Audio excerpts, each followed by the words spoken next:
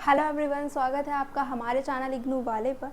हम पढ़ेंगे BECC 101 व्यष्टि अर्थशास्त्र। हिंदी मीडियम की आपकी ये क्लास रहेगी।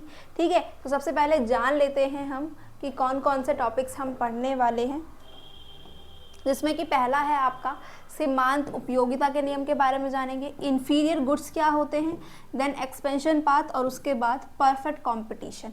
ये क्वेश्चंस वही क्वेश्चंस हैं जो कि इम्पॉर्टेंट हैं। ये चारों क्वेश्चंस क्या हैं, आपके एग्जाम के पर्पस से लेकर के इम्पॉर्टेंट है। ठीक है, और आपने अगर देखे हो PYQ अगर आपने उठा करके एक बार देखे हो तो सीमांत उपयोगिता का नियम रिपीट होता है। इन्फीरियर गुड्स ये भी रिपीट होते हैं। विस्तार पद जिसे हम एक्सपेंशन पाथ कहते हैं, ये भी क्या कह सकते हैं कि आपके फर्स्ट ईयर में है और इम्पॉर्टेंट टॉपिक है और रिपीट हुआ है एक दो बार। साथ में पूर्ण प्रतियोगिता, ये तीन तो क्वेश्चन वही हैं जो हमने 11-12 में पढ़े हैं। सीमांत उपयोगिता, हीन वस्तुएं और पूर्ण प्रतियोगिता, और क्या है, रिपीट भी होते हैं। तो चलो क्लास को स्टार्ट करते हैं, पढ़ते हैं एक बार इनके बारे में क्या होते हैं ये। चलो, पहला है हमारा सीमांत उपयोगिता का नियम, law of diminishing marginal utility. ये कह सकते हैं कि ये एक आर्थिक सिद्धांत है और एक महत्वपूर्ण क्या है हमारा सिद्धांत है, जो कि क्या बताता है, उपभोक्ता के व्यवहार को बताता है, कंज्यूमर के बिहेवियर को बताता है। कौन? सीमांत उपयोगिता का नियम। ठीक है, क्या कहता है ये, जैसे कि हम यहाँ पर कह सकते हैं कि किसी वस्तु की यदि हम लगातार खपत बढ़ती जा रही है, ठीक है, अतिरिक्त इकाई, एक एडिशनल यूनिट जो है इंक्रीज होती जा रही है, बढ़ती जा रही है, तो धीरे धीरे जो उस वस्तु को कंज्यूम करने से, उसकी खपत से, उसको यूज़ करने से हमारी जो उपयोगिता होगी या फिर हम जिसे संतुष्टि कहते हैं, वो धीरे धीरे क्या होने लगती है, घटने लगती है। लाइक हम यहाँ पर अगर अपना कंजप्शन इंक्रीज करेंगे, कंजप्शन जितना जितना इंक्रीज होगा उतना ही हमारी जो यूटिलिटी होगी, जो हमारी उपयोगिता होगी, वो घटनी शुरू हो जाएगी। इसका एग्जांपल ले लेते हैं। यूटिलिटी सबने पढ़ी हुई है, एक बार फिर भी एग्जाम्पल के थ्रू समझते हैं। लाइक आपको बहुत तेज की भूख लग रही है, ठीक है, बहुत ज़्यादा भूख लग रही है, अब बाहर से आए, ठीक है, आपको एक गिलास जूस पीने को मिला, ठीक है, या फिर एक जूस वाला है गली में है या फिर कहीं भी है, आपने जूस पिया, एक गिलास जूस पिया, आपको क्या यूटिलिटी मिली, सेटिस्फैक्शन मिला, आपका पेट भर गया। ठीक है, उसके बाद एक गिलास जूस आपने और पिया, पेट भर गया, दूसरी बार और पिया, पेट भर गया। यानी कि आप 3 गिलास तक जूस पी सकते थे, अब उसके बाद आप नहीं पी सकते हो, बट फिर भी आप क्या कर रहे हो, पिए जा रहे हो। एक गिलास और पी लिया, अब क्या हो जाएगा, आप ऊपर तक भर जाएंगे। ठीक है, अगर आपने एक गिलास और पिया, अब आपका पेट जो है तीसरे गिलास पर ऊपर तक भर चुका है, तीसरे चौथे गिलास पर ऊपर तक भर चुका है, अब आप नहीं पी सकते, बट फिर भी आपने पिया, देन क्या होगा यहाँ पर, अब आपको वॉमिट शुरू होने लग जाएगी, वॉमिट हो जाएगी ना। यानी कि हम जितनी कंजप्शन करते जाते हैं, ठीक है, उतनी ही हमारी यूटिलिटी कम होने लगती है। लाइक अगर मैंने यहाँ पर एक गिलास जूस पिया था, तो एक गिलास जूस पीने से मुझे 20 क्या मिली, यूटिलिटी मिली। ठीक है, उसके बाद जब मैंने दूसरा गिलास पिया तो जो मेरी यूटिलिटी है वो क्या हो जाएगी, कम हो जाएगी, यूटिलिटी कम होगी। क्या आपको 20 एक गिलास जूस पीने से जो सबसे पहला गिलास जूस पिया था उसके जितना आपको यूटिलिटी मिलेगी दूसरे गिलास में? नहीं मिलती है। जब हमें बहुत जोर की भूख लग रही होती है, ठीक है, या फिर कुछ भी आपका फेवरेट है जो आप प्रेफर करते हो, लाइक आपको मोमोज पसंद है, आपने एक प्लेट क्या लिए, फुल प्लेट मोमोज लिए, ठीक है, आपने खाए, आपको उस फर्स्ट प्लेट से 20 यूटिल्स मिल सकती है यूटिलिटी, लेकिन जब आप दूसरी बार मोमोज लेंगे तो आपको 20 यूटिल्स यूटिलिटी नहीं मिलेगी, कम हो जाएगी। जितना हम कंजप्शन करते जाते हैं उतना हमारा सेटिस्फैक्शन क्या होने लगता है, धीरे धीरे कम होने लगता है। वही चीज़ हमें बताई जाती है और वही जो हमारी यूटिलिटी कम होती जा रही है, जितना हम कंजप्शन कर रहे हैं उतनी हमारी यूटिलिटी कम हो रही है। इसी लॉ को हम क्या कहते हैं, सीमांत उपयोगिता का नियम कहते हैं, या फिर कहते हैं law of diminishing marginal utility. समझ में आया क्या? अब ये किसने, हम कह सकते हैं कि किसने इसको बताया या फिर इस लॉ के बारे में समझा, किसने दिया? ये थे हमारे 19वीं शताब्दी में अर्थशास्त्री गोसन और जेवेंस ने। ठीक है जी, समझ में आया क्या? अब यहाँ पर पढ़ लेते हैं नियम की व्याख्या। क्या कहता है नियम की व्याख्या? इस नियम के अनुसार जब कोई उपभोक्ता एक ही वस्तु को लगातार इकाइयों में उपभोग कर रहा है, वही एक गिलास, दूसरा गिलास, तीसरा गिलास क्या है, कंजप्शन करते जा रहे हैं, उपभोग करते जा रहे हैं, तो पहले कुछ इकाइयां तो क्या होगा, उसे अधिक संतोष मिलेगा, ज़्यादा संतोष मिलेगा। 20 यूटिल मिला, 15 यूटिल मिला, उसके बाद क्या हो गया यहाँ पर उसको 10 यूटिल मिला, धीरे धीरे धीरे धीरे क्या हो जाएगा, वो 0 पे पहुँच के माइनस पे पहुँच जाएगा अगर उसने क्या किया, उपभोग करना, मतलब उपयोग उसने शुरू ही नहीं है, कंजप्शन वो करता ही जा रहा है, करते ही जा रहा है, उपभोग करता ही जा रहा है। ठीक है जी। लेकिन जैसे जैसे उपभोग कर रहा है, प्रत्येक अतिरिक्त से इकाई से प्राप्त होने वाली उपयोगिता क्या हो रही है, घट रही है। पहले 20 थी, फिर 15, फिर 10 हुई, फिर 8, फिर 5, फिर 0 और फिर माइनस। एंड में क्या हो गया, उपयोगिता हमारी 0 हो गई, शून्य हो गई। ठीक है, और फिर भी अगर हम यहाँ पर कह सकते हैं कि अगर वो कंजप्शन कर रहा है, उपभोग कर रहा है, तो क्या हो जाएगी, हमारी जो यूटिलिटी होगी वो नकारात्मक भी हो सकती है। ठीक है जी, जिसकी वजह से उपभोग करने से हमें असंतोष उत्पन्न होगा, हमारी तबीयत खराब हो सकती है, पेट बहुत ज़्यादा भर जाएगा। ठीक है जी, यही होता है हमारा क्या, सीमांत उपयोगिता का नियम। समझ में आया?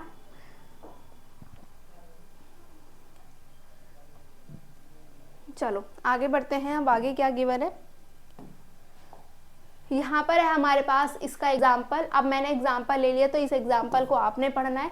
अब हम जान लेते हैं सीमांत उपयोगिता के नियम के अपवाद। कहाँ पर हम इसे कह सकते हैं, कहाँ पर ये फॉलो नहीं होता है ये रूल। पहला होता है संग्रहणीय वस्तुएं, जहाँ पर हम चीज़ों को संग्रहण करके चलते हैं। ठीक है, या फिर हम कह सकते हैं जो लग्जीरियस गुड्स होती है, वहाँ पर भी सीमांत उपयोगिता का नियम फॉलो नहीं होता है। जैसे कि संग्रहणीय वस्तुएं, जैसे कि दुर्लभ सिक्के, या फिर हमारे पास बहुत सारा सोना, या फिर हमारे पास जो रेयर पेंटिंग्स होती है, या फिर जो पुरानी 1940s की 90s की जो कार है, ठीक है, वो दुर्लभ है, सीमित है, लिमिट है, उनको संग्रहण करना। ठीक है, वहाँ पर हम कह सकते हैं सीमांत उपयोगिता का नियम फॉलो नहीं होगा। वहाँ पर जितनी लोगों को शौक होता है चीज़ों को रखने का, संग्रहण करने का, ठीक है, तो लोग वहाँ पर क्या करते हैं, और ज़्यादा कंजप्शन करते हैं।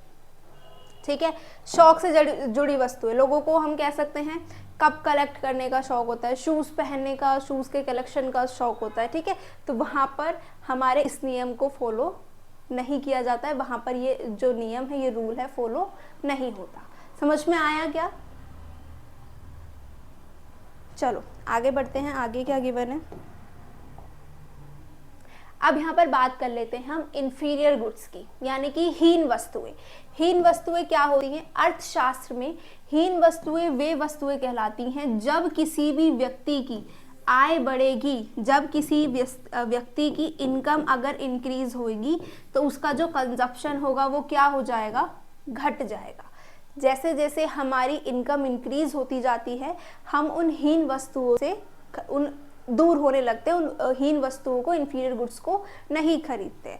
जैसे कि एग्जाम्पल हम यहाँ पर ले सकते हैं सस्ता अनाज और खाद्य पदार्थ, यानी कि अगर व्यक्ति की जब आय कम है, ठीक है, तो वो मोटा अनाज खरीद रहा है, मोटा अनाज जैसे कि बाजरा और ज्वार खरीद रहा है। ठीक है, क्योंकि उसकी क्या है, आय कम है, और इनकम जब लो होती है तो उतने सस्ते में वही चीज़ें आ सकती है, मोटा अनाज आ सकता है। लेकिन जब इनकम इंक्रीज हो जाती है, इनकम इंक्रीज हुई, इनकम इंक्रीज हो जाने के बाद क्या आप ही ज्वार बाजरा खरीदेंगे? नहीं, फिर आप किसकी तरफ बढ़ेंगे, गेहूं की तरफ, चावल की तरफ। तो यही होती है हमारी क्या, इंफीरियर गुड्स।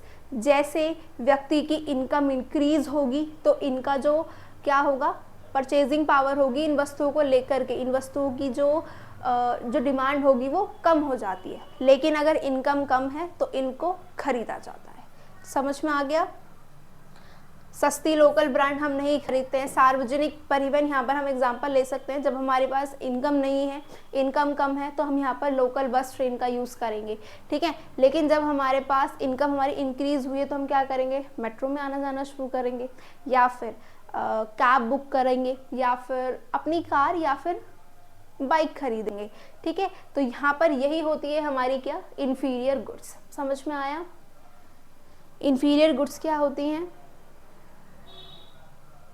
चलो आगे बढ़ते हैं। अब आगे क्या है, हीन वस्तुओं की विशेषताएं क्या होती हैं, इनकी विशेषताएं क्या होती हैं, पढ़ लेते हैं। इनकी मांग उपभोक्ता की आय बढ़ने पर घटती है। जाहिर सी बात है, जब एक कंज्यूमर की जब इनकम इंक्रीज हो जाएगी तो इनकी जो डिमांड होगी वो क्या हो जाती है, डिक्रीज हो जाती है। ठीक है, इसका एग्जांपल आप अपनी रियल लाइफ से ले सकते हैं। जब आपकी इनकम 10,000 रुपये है, ठीक है, 10,000 रुपये इनकम है, तो आपके पास क्या है, कीपैड का फ़ोन है। लेकिन यही जब सैलरी हो गई है आपकी 20,000 की, तो क्या आपके पास कीपैड का फ़ोन होगा, नहीं होगा, तब आप स्मार्टफोन खरीदेंगे। ठीक है, तो यहाँ पर एग्जांपल ले सकते हैं, इन्फीरियर गुड यहाँ पर क्या आ गया, हमारा कीपैड का फ़ोन आ गया। ठीक है, अब यहाँ पर क्या है, यह आमतौर पर सस्ती और कम गुणवत्ता वाली वस्तुएं होती हैं। जाहिर सी बात है, कीपैड क्या है, हमारा सस्ता है और इसमें क्वालिटी भी नहीं है। तो जिसमें हम कह सकते हैं जो वस्तु चीप है, बहुत ज़्यादा सस्ती है, या फिर जिसमें क्वालिटी ना के बराबर है, वो वस्तुएं कौन सी वस्तुएं कहलाती हैं, हीन वस्तुएं कहलाती हैं। ठीक है, हीन वस्तुएं सभी के लिए समान नहीं होती, यह व्यक्ति की पसंद और परिस्थितियों पर निर्भर करता है। जाहिर सी बात है, सभी के लिए समान तो नहीं है। अब व्यक्ति को लाइक बाजरे की रोटी, जिसकी इनकम बहुत ज़्यादा है वो भी खाता है, क्योंकि अगर उसकी फेवरेट है तो। ठीक है, और बाजरे की रोटी वो व्यक्ति भी खाता है जिसके पास पैसा नहीं है गेहूं खरीदने के लिए। गेहूं की रोटी खाने के लिए जिसके पास पैसा नहीं है वो व्यक्ति भी बाजरा खाएगा, और जिसका फेवरेट है बाजरा की रोटी वो भी बाजरा खाएगा। तो समान परिस्थिति तो नहीं है, समान चीज़ नहीं है। ठीक है ना। उसके बाद है हीन वस्तुओं की मांग और आय के बीच, जाहिर सी बात है, इनवर्स रिलेशनशिप बताया गया है। कौन सा रिलेशन बताया है, विपरीत संबंध। जैसे अगर हमारी इनकम इंक्रीज होगी, इनकम इंक्रीज होने पर इसकी डिमांड कम हो जाएगी, और इनकम डिक्रीज होने पर डिमांड बढ़ जाएगी। यही होता है क्या, इनवर्स रिलेशनशिप। समझ में आ गया क्या, यही है हमारी कुछ विशेषताएं किसकी, हीन वस्तुओं की। समझे, आगे बढ़े क्या, चलो आगे बढ़ते हैं। अब आगे क्या है, ओके, अब यहाँ पर से थोड़ा सा पढ़ लेते हैं विस्तार पथ, एक्सपेंशन पाथ को। ठीक है, ये थोड़ा सा एक इम्पॉर्टेंट टॉपिक है, लगभग 2 से 3 बार से ही रिपीट हो रहा है, तो इसके बारे में जानते हैं। ठीक है, चलो, अर्थशास्त्र में विस्तार पथ एक ग्राफिकल अवधारणा है, यानी कि इसे ग्राफिकल हम कह सकते हैं, इसे ग्राफ के जरिए समझाया जाता है। ठीक है, आपने देखी भी होगी, आपकी कुछ इस तरह की हमारी क्या होती है, एक ग्राफ करके होता है, ऐसे करके, यही तो होता है, ऐसे करके ग्राफ होता है ना। अब ये क्या क्या होता है, यानी कि हमारी जो बीच की लाइंस हैं, जो ये वाली लाइंस हैं, ये वाली लाइंस, और एक ये हो गई ये वाली लाइंस। ठीक है, इस वाली लाइन को क्या कहता है, अपर लाइन, और जो लोअर लाइन है, और ये जो बीच वाली लाइन है इसको क्या कहा जाता है, ये भी पढ़ेंगे, देन आपको ये पूरा समझ में आ जाएगा। उसके बाद हाँ, अपनी बुक से आप प्लीज़ इसे एक्सपेंशन पाथ को, जो डायग्राम है, इसको क्या करना है, एक बार प्रैक्टिस कर लेना, और अच्छी बात है अगर आप इसे एग्जाम में बना करके आते हो। ठीक है, तो चलो अब एक बार जान लेते हैं एक्सपेंशन पाथ। एक्सपेंशन पाथ यह दर्शाता है कि जब किसी फर्म की उत्पादन लागत बढ़ती है तो उत्पादन के विभिन्न स्तरों पर विभिन्न संसाधनों का संयोजन कैसे करती है। जाहिर सी बात है, जब उत्पादन की लागत जो है बढ़ रही है, ठीक है, तो हमारे पास प्रोडक्शन करने के इनपुट होते हैं 2। कौन कौन से होते हैं, एक तो होता है लेबर और एक होता है कैपिटल। प्रोडक्शन करने के लिए यही 2 होते हैं, और अगर आपने प्रोडक्शन फंक्शन पढ़ा हो तो यही प्रोडक्शन फंक्शन होता है हमारा। ठीक है ना, कैपिटल और लेबर, प्रोडक्शन फंक्शन यही होता है। तो हमारे पास क्या है, यही 2 इनपुट है। यही 2 इनपुट के संयोजन से हम यहाँ पर कह सकते हैं कि कैसे हम अपनी उत्पादन को इंक्रीज करेंगे। उत्पादन इंक्रीज होगा तो उसमें जाहिर सी बात है, उसमें जो लगने वाली कॉस्ट होगी वो भी क्या होगी, इंक्रीज होती है। यही बताता है क्या, हमारा एक्सपेंशन पाथ, कि कैसे हम इसको कह सकते हैं, जो हमारी फर्म होती है वो उत्पादन लागत को बढ़ाएगी, और साथ में हमारे जो इनपुट्स हैं, ठीक है, इनपुट्स के कॉम्बिनेशन को, संयोजन को हम यहाँ पर कहते हैं, कॉम्बिनेशन को कैसे यूज करती है अलग अलग लेवल पर। ठीक है, अब यहाँ पर क्या यूज करते हैं हम, एक तो वक्र यूज करते हैं और लाइन यूज करते हैं, जिसमें कि हमारी लाइन आती है आइसो कॉस्ट लाइन और आता है हमारा आइसो क्वांट कर्व। कौन आता है, दो चीज़ें आती हैं, कौन कौन सी? एक तो आती है हमारी आइसोकॉस्ट लाइन और दूसरी आती है हमारी आइसोक्वांट वर्क। अब ये क्या होते हैं आइसोकॉस्ट और आइसोक्वांट? देखो ये क्या बताती है, ये हमें बताती है संयोजन, ठीक है, जितने भी सभी संयोजन किसके, दोनों इनपुट्स के। दोनों इनपुट्स कौन कौन से हैं? कैपिटल है और लेबर है। इन दोनों के जो कॉम्बिनेशंस होंगे, इन दोनों के जितने भी लगभग सारे कॉम्बिनेशन को दर्शाने का काम कौन करती है?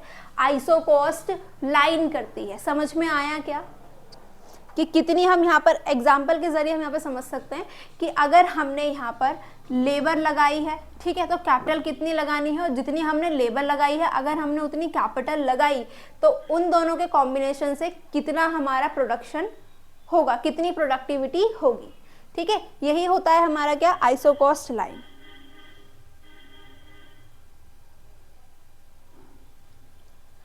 हाँ, अब यहाँ पर बात कर लेते हैं आइसोक्वांट की। आइसोक्वांट देखो, सबसे पहले तो इसे हम कहते हैं इक्वल क्वांटिटी, इसे हम कह सकते हैं इक्वल क्वांटिटी। और इसे समझा कैसे जा सकता है, देखो आइसो, यहाँ पर भी आइसो है और यहाँ पर भी आइसो है, तो आइसो का मतलब तो यही हो गया सभी संयोजन, ऑल कॉम्बिनेशन किसके, हमारे इनपुट के। अब यहाँ पर बात आती है क्वांटिटी की, ठीक है। क्वांटिटी मतलब क्या होता है, जो हमारा लास्ट में आता है, यानी कि आउटपुट, यानी कि जितनी हमारी इनपुट है, इनपुट के जितने भी कॉम्बिनेशन, और मैंने यहाँ पे पहले बताया इक्वल क्वांटिटी, जितनी मेरे इनपुट हैं उतने ही इक्वल सेम लेवल पे क्या आना चाहिए, मेरा आउटपुट आना चाहिए। यही होता है मेरा आइसोक्वांट वर्क। अब समझ में आया क्या होते हैं हमारे आइसोकॉस्ट और आइसोक्वांट वर्क?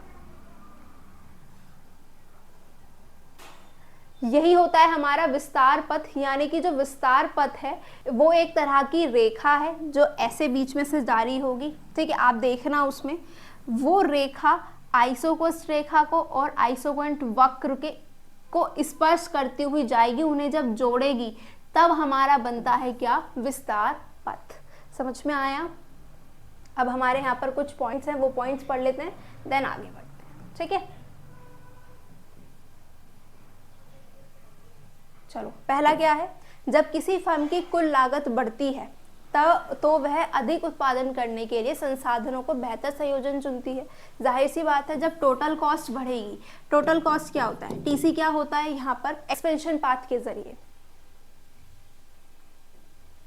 यहाँ पर होता है हमारा WS प्लस RK। अब ये RK और WL क्या होता है, लेबर को क्या दिया जाता है, वेजेस दिया जाता है, यही दिया जाता है, और कैपिटल को क्या दिया जाता है, रेट दिया जाता है। जब हमारी टोटल कॉस्ट इंक्रीज होगी तो जाहिर सी बात है जो भी फर्म होगी वो अपने उत्पादन को बढ़ाना चाहेगी, इंक्रीज करना चाहती है उसी के अकॉर्डिंग। जैसे टोटल कॉस्ट बढ़ रही है, जब टोटल कॉस्ट बढ़ानी है तो क्या बढ़ाना है, आउटपुट बढ़ाना है। आउटपुट बढ़ाने के लिए जितने भी कॉम्बिनेशंस होंगे उनका संयोजन करेगी, कॉम्बिनेशंस को बनाती है और क्या करती है, उन संसाधनों के जरिए, उन इनपुट्स के जरिए बेहतर करती है अपने प्रोडक्शन को, ठीक है। सेकंड पॉइंट क्या है, फर्म किस तरह से पूंजी और श्रम का संयोजन करेगी, यह विस्तार पथ से स्पष्ट होता है। हाँ, जाहिर सी बात है, जो हमारा विस्तार पथ होगा, जो हमारा एक्सपेंशन बात होगा, उसी से हमें पता लगता है कि कौन सी फर्म, जो फर्म है हमारी, वो कैपिटल और लेबर के कौन से संयोजन को चूज करेगी और प्रोडक्शन करेगी, ठीक है। फिर क्या है, थर्ड लाइन, विस्तार पथ विभिन्न उत्पादन स्तरों के लिए आदर्श इनपुट संयोजन को दर्शाता है। यहीं पर होता है हमारा क्या, ऑप्टिमल इनपुट कॉम्बिनेशन। क्या कह रहा है, जो विस्तार पथ है वो अलग अलग उत्पादन लेवल पर क्या दर्शा रहा है, आदर्श इनपुट संयोजन को दर्शाने का काम करता है। समझ में आया क्या, एक्सपेंशन पाथ क्या होता है?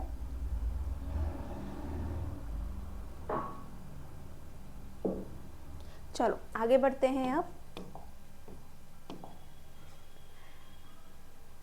ओके ये तो हमने पढ़ ही लिए हैं यहाँ पर अपने, ठीक है। आइसोकॉन्ट कर्व और आइसोकॉस्ट लाइन क्या होते हैं, जो अब ये क्या करते हैं, हमारे विस्तार पथ को जोड़ते हैं, ठीक है। इसका अब एग्जाम्पल के जरिए समझते हैं। एग्जाम्पल क्या है, किसी कंपनी का 10,000 का बजट है, जिसमें उसके पास 5 मजदूर और 2 मशीनें हैं, जिसके क्या कर रही है, वो प्रोडक्शन कर रही है, ठीक है। अब क्या हो गया है, बजट जो है वो 20,000 का हो गया। 20,000 का होने से डबल हो गया ना, 10,000 से 20,000 हो गए, तो जाहिर सी बात है मजदूर भी क्या होंगे, वो भी डबल हो जाएंगे, और मशीन भी क्या हो जाएगी, डबल हो जाएगी। तो यही क्या है, यही परिवर्तन किसको दिखा रहा है, विस्तार पथ को दिखा रहा है। समझ में आया?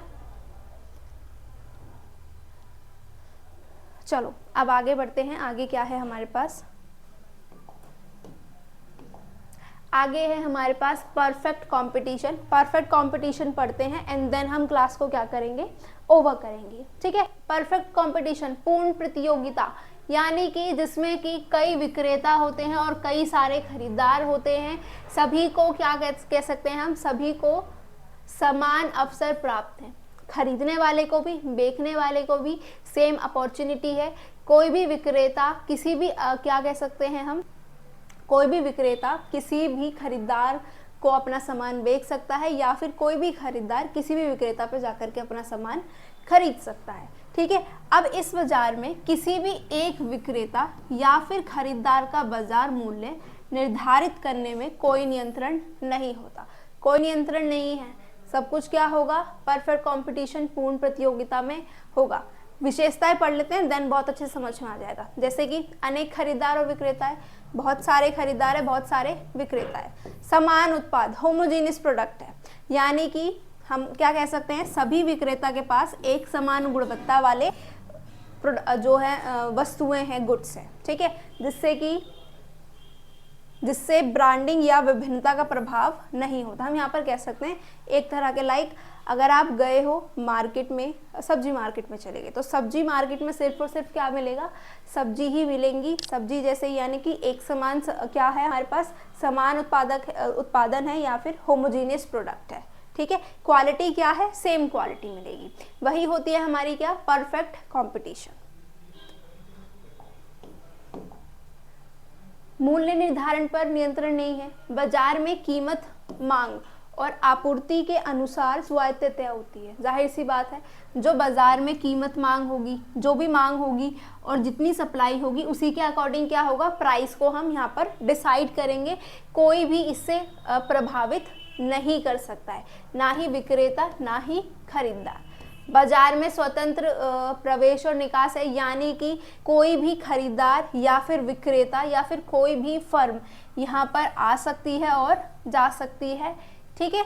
किसी भी तरह का कोई भी बैरियर नहीं है। पूर्ण जानकारी, सभी को किस चीज़ की, परफेक्ट नॉलेज होगी हर चीज़ की, खरीदारों को भी और विक्रेताओं को भी। किसके बारे में, पूरी उस कंपटीशन के, पूरी उस मार्केट के बारे में, ठीक है। मूल्य लेने वाले विक्रेता, यानी कि प्राइस टेकर, वो क्या है, प्रत्येक विक्रेता को बाजार में पहले से तय कीमत पर ही सामान बेचना पड़ता है, वह इसे बदल नहीं सकता। प्राइस क्या रहेगा, अनचेंज होगा, ठीक है। अब यहाँ पर कोई भी जो विक्रेता है, ना ही वो प्राइस को कम कर सकता है, ना ही वो प्राइस को ज़्यादा कर सकता है। जो मार्केट ने डिसाइड किया होगा उसी पर ही उसे अपना सामान बेचना होगा। यही होती है हमारी क्या, पूर्ण प्रतियोगिता। जैसे कि उदाहरण है, कौन सा है, कृषि उत्पाद बाजार, गेहूं, धान, चीनी आदि के बाजार में अधिकांश विक्रेता समान उत्पादन बेचते हैं और किसी को भी अलग से मूल्य निर्धारित करने की शक्ति नहीं होती। वही एग्जाम्पल सब्जी मंडी वाला ही, सब्जी मंडी है, ठीक है। सभी जितने भी विक्रेता हैं, जितने भी सेलर हैं, समान उत्पादन रहेगा, ठीक है। और कोई भी हम कह सकते हैं प्राइस चेंज नहीं करेगा, मूल्य निर्धारित नहीं करेगा। किसी के पास भी ये पावर नहीं होती है कि प्राइस को चेंज कर दे। समझ में आया परफेक्ट कंपटीशन या फिर पूर्ण प्रतियोगिता क्या है। अब इसके महत्व के बारे में जान लेते हैं, ठीक है। उपभोक्ताओं को न्यूनतम कीमत पर अधिकतम उत्पाद प्राप्त होते हैं, हाँ, क्योंकि यहाँ पर जो प्राइस होता है वो कैसा होता है, कम ही होता है, ठीक है। तो जाहिर सी बात है, प्राइस कम होने पर सामान उनको ज़्यादा मिल जाएगा। संसाधनों को यहाँ पर कुशलतम उपयोग होता है, कोई भी विक्रेता एक अधिकार स्थापित नहीं कर सकता, मोनोपोली किसी भी सेलर की नहीं होती है, कंपटीशन होगा, परफेक्ट कंपटीशन होता है, यही होता है हमारा क्या, पूर्ण प्रतियोगिता। समझ में आया? आशा करती हूँ आज की क्लास आपको समझ आई होगी। नेक्स्ट क्लास में मिलते हैं। Thank you, bye bye.